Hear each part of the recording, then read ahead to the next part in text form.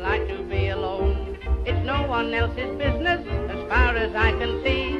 But every time that I go out, the people stare at me with my little ukulele in my hand. Of course the people do not understand. Some say, why don't you be a scout, why don't you read a book? But I get lots more pleasure when I'm playing with me uke. Of course I take no notice, you can tell.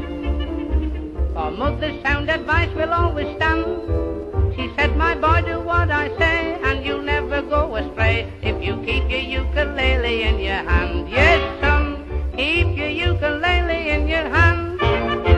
While walking down the prom last night, as peaceful as can be, when some young girl said, what about a stroll down by the sea? She said her name was Jane and that she'd just come for the day.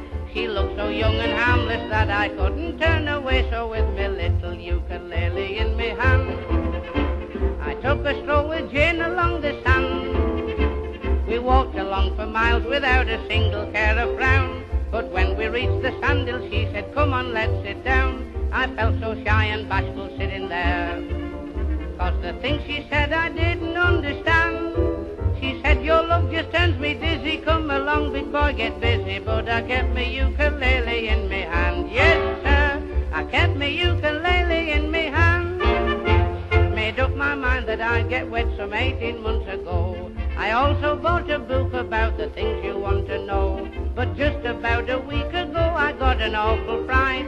I had to get dressed quickly in the middle of the night, and with me little ukulele in me hand, I ran along the road for Dr. Brand. It didn't take him long to get his little bag of tools. I held his hat and coat and let him have my book of rules. Out of the bedroom door he looked and smiled, said, come inside and see your wife and child. My heart it jumped with joy, I could see it was a boy, for he had a ukulele in his hand. Oh baby, he had a ukulele